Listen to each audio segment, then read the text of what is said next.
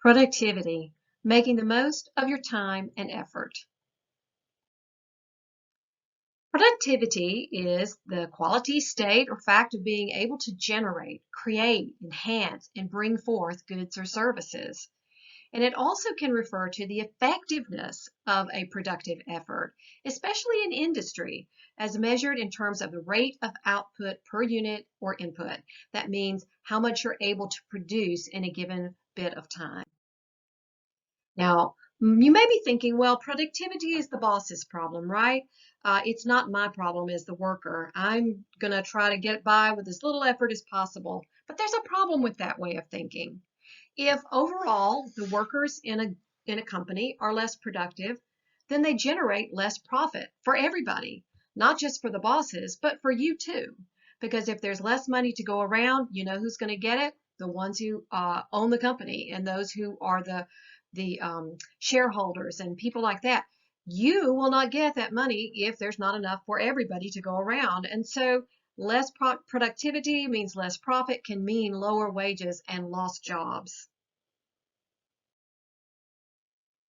Now, today we're going to talk about some of the ways that productivity is reduced in the workplace, the ways that things that make you less productive. The main way that you are less productive is just lost time. And some of that lost time may be legitimate. It may be vacation. It may be a sickness. But it can also be things that are not quite so legitimate, like lateness and just goofing off. It can mean being distracted at work by things that you need to just leave at home. And it could mean that you're just not working as efficiently as you could. You remember this chart from our previous lesson that demonstrated that a good portion of the money that you cost your employer is actually doesn't even make it into your pocket.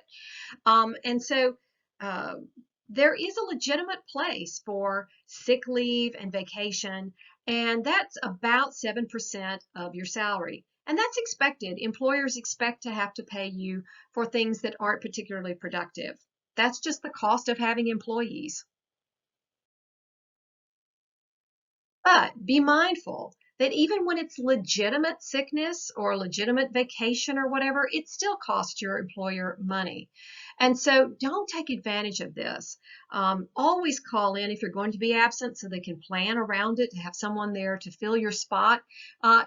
If everybody's waiting around for you to start your job for the day and other people are depending on what you're supposed to be doing in order for them to do their jobs, then all the time wasted wondering, okay, where is Jim, is money lost and wages lost. So call in if you have to be sick. Know what your company's policy is about that.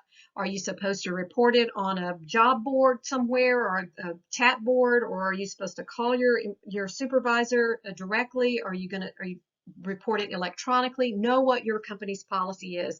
You may have a certain number of sick days per year that you are allowed to have. Don't take advantage of those if you're not sick, because if you take sick days off just to go to Six Flags or something, then when you really are sick, you will not have those days to use. So know the policy of your company and use it wisely, because failing to show up can be grounds for firing. That is the quickest way out the door, is if you just don't show up. But arriving late is also costly. And you may think, oh, a few minutes here and there don't really matter. But when you add it all up, it becomes very, very costly to the economy. In the state of Georgia, for instance, the average worker is 7.7 minutes late per week. Now, that sounds like a tiny amount, but when you figure that out using the average salary for an employee for the state, it comes out to about $82 annually that is going out the door. That's totally unproductive. And again, that may not sound like a whole lot of money spread out over a whole year, but when you multiply it by the number of employees in the state, it costs the state of Georgia $364 million a year just for that little bit of lateness per week per employee. When asked if they would consider reporting a colleague who is continually late, 27% of respondents said they would. it is irritating to the people around you for you not to be there when you are supposed to be, when they are there at the job. And so they'll rat you out if you are continually late, especially if you make a habit of it. So a survey revealed that 12% of Americans admitted that they would lie about their reason for being late. You know, we tend to kind of fudge about these things. We don't want to admit that I just didn't have my act together, or I hit the snooze button too many times, or something like that. So we want to blame it on something beyond our control. And the number one excuse that we use, and this is a very common one in the Atlanta area, is traffic. 49% said traffic was awful. And you know what? Traffic can be bad. Occasionally there'll be a wreck that's so bad that it will shut down the whole interstate, and you are trapped. There's nothing you can do about that. But if you're a person who's blaming traffic on being late 2-3 times a week, or even several times a month, then you need to reorder your priorities. You need to figure out what it is that's causing you not to be able to get out the door in time. Because if you live in a place like Atlanta, you know you're going to encounter traffic, especially if you have to travel on the interstate highways. And so you've got to build that into your expected amount of time it's going to take you to get to work. And your employers expect you to do that. And so there's really no excuse for being consistently late because of traffic. Plan to be early, and that won't be a problem. 14% say their alarm didn't go off. Now, once in a blue moon, that does happen. But if it's a habitual problem with you, then you need to get a new alarm clock or a new way of getting yourself up. 14% said they would lie about having a doctor's appointment. Again, you're going to burn that bridge so that when you really do need to have some time off to go to a doctor's appointment, your employer is going to not quite trust you. Others say they were feeling sick, or they had children or family that was holding them up. Some would blame public transportation. The bottom line is, no matter who you blame, the buck stops here. It stops with you. Occasionally being late because of things outside of your control is understandable, but habitual lateness can only be laid at your door. It's your responsibility to figure out how to get yourself there on time. In another lesson, we're going to talk about some strategies for managing your time and also for avoiding being late. Another way that productivity is compromised is by folks who don't actually work when they are at work. People who are not working efficiently, or who are wasting time in their work day. This chart is really, really graphic in this regard. It says that 89% of people say that they waste 30 minutes every single day at work. That may be chatting at the water cooler. It may be taking a little longer than you need to in the bathroom because you're really checking your Facebook page instead of doing what you're supposed to be doing. All kinds of things that you can do to waste time during the workday. And that adds up to 2.5 hours each week of wasted time at work.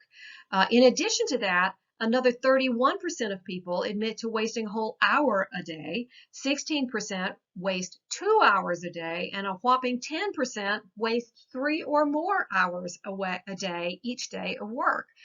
And 10% of people even say that they waste half their day not working. Now, I know we have this stereotype of the public construction worker who's resting on his shovel at the side of the road while everybody else is down in the hole working. And we laugh at that. It's a joke. But it's not a joke when companies are not able to get what they need to do produced because employees are wasting time. Almost half of workers admit that they waste most of their time on Fridays, especially between 3 and 5 o'clock. They're just ready to be out of there, and they just have really stopped working. So let's do some math. Let's figure out exactly how much this is costing a company. If a company only has 100 workers, and keep in mind that's a pretty small company of only 100 workers, if that 31% say that they waste an hour a day, that adds up to 31 times 5 for a week, 155 hours per week. And then the next line is 16% say they waste 2 hours or more a day. And so we've added that out. That comes to 160 hours a week. 10 say they wasted 3 hours a day or more, so we're going to just go with 3, and that comes up to 150 hours a week wasted by those 10 employees. And then those 44 people who, of the 100, who waste 2 hours a week on Fridays, in addition to their other wastefulness, it comes up to 88 hours per week. And so add all those hours together, and you come up to 553 hours wasted every single week by these 100 workers. If you multiply that by $23.76, which is the average hourly salary in the state of Georgia, and I know you may not make that much, but that's the average, comes to 13,000 something dollars a week. Multiply that by 50 weeks, and we're talking more than $500,000 a year that is being spent by this company on to pay employees not to do any work. And for a company of only 100 people, that kind of cost, that kind of price tag is the kind of thing that can make the difference between making a profit and not making a profit. Another hindrance to productivity is interruptions. You may be trying to get your work done, but you're interrupted by outside sources. Look to the left of this chart and you'll see that the average worker is interrupted every 3 to 11 minutes, okay? And that's a continual stream of interruptions. Research tells us, by psychologists tell us that it can take as long as 25 minutes to get our minds back to the place where we were before we were interrupted, especially if we're doing the kind of job that requires a lot of concentration and thinking. And that leads to a 20 to 40% decline in performance. And it can even cause a drop in IQ points, which is the equivalent of missing an entire night's of sleep. So interruptions are important. They cause us to lose track of what we can do. Can you think of some of the interruptions and distractions that interfere with you at work? Is it your phone going off? Is it people calling you? Is it somebody just sort of stopping by to ask a quick question? Is it someone interrupting you because they wanted to discuss last night's ball game? Whatever it is that causes that interruption, it can cost more than the amount of time of the interruption itself. It can cost productivity when we try to get back to where we were. Another important interrupter of a distractor is our phones. So what can we do about that? What can we do about that? The answer is you got to turn it off. You got to turn off your notifications, because if you take your mind elsewhere constantly, you can find yourself in a really, really rough spot. We're going to address phone calls and how to handle that at work in a different lesson, and so I'm not going to stop on that for too long here. Something that's harder to put a number on is just working inefficiently. Gazing off into the distance, sort of half doing your task, not doing it in the most efficient way, sort of going around the block 2 or 3 times when you really only needed to go once, just that sort of not really working at your very best level. In fact, this is such a common problem that people who study these kinds of things have come up with some terms to describe different kinds of workers. The fully engaged worker is that one who's high performing, who's innovative, tries to figure out the best way to do something, who's efficient. They don't have a lot of wasted time or energy. They're committed to what they're doing. They understand their role, and they have high energy in producing the product. And so that's your most desirable worker. Every employer wants employees like this. Then there's someone who's sort of kind of in the middle. They are doing their job, but kind of minimal effort, a little passion, very little creativity. They just sort of do what somebody else tells them to do. Maybe they've got some more absences because they're not just like really fully on board. Very little motivation, and sometimes they just kind of check out. These are those folks who waste half the day on Friday, right? And then worse yet is the actively disengaged worker. This is one who not only is not doing the work to the best of their ability, but is actually costing the company money because they're really not doing their job in a good way. Not only are they not doing their work, they can be disruptive to other people doing their work. They're the one who comes by to ask you about the football game, right? They can be miserable. They can have a bad attitude. They're often late or absent. they waste time, and they undermine other people's ability to get work done. And this chart is a little confusing and a little busy, but I'm going to try to piece it apart for you a little bit to show you that the fully engaged worker is the one who's really bringing the money to the table. It's the one that's consistently colored orange on this page. And you'll see that about 12% of the employees are the ones that are typically described as that really fully engaged worker. But even though they only make up 12% of the population of the employees, their productivity is 120%. They do the most amount of the work. They bring the most amount of money to the table for the company. For a 500-person company, they typically bring something like $16,000 extra to the plate when they are doing their work. Whereas those semi-engaged workers, those somewhat engaged but not really on board workers, are actually costing the company about that same amount of money. And those who are super disruptive, those fully disengaged workers, are costing the company twice that. If you look down on the right side of the page, $32,000 a year that they're costing your average company. And so you can see why employers want to hire employees who are fully engaged. And if you can be that person, you can stand out in a crowd. You remember this chart from our previous discussion? How you initially cost money to your employer. When you get to that new assignment there in the middle, the green line and the pink line diverge, you can see that that person who's adding that extra amount of effort is going to get the bonus, is going to get the promotion, is going to be able to become even more valuable to the employer because they're going above and beyond. So, who will get the raise? When it's time to do some promotions, who's going to get that promotion? It's going to be the engaged worker. And this can mean a lot to you in the bottom line, all right? It's hard to make a living wage at an entry-level job. But unless you are an engaged worker, the one who stands out from the crowd and is likely to get promoted, you're going to get stuck at an entry-level position job. Now, if you choose to be a forklift driver, that can be a pretty decent salary. I don't have the year for this particular chart, but you can see on the left side of the page where I've got a little green arrow at the bottom of the page pointing to the state of Georgia.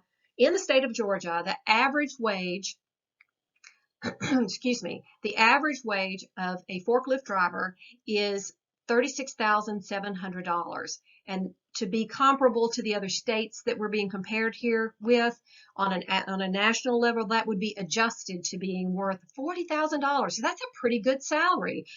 You can get a lot done with $40,000. But look at the difference between that and the salary of someone who is just the next level up supervisor. The person who supervises the forklift drivers gets an average annual salary of $68,000, and that's a lot more money.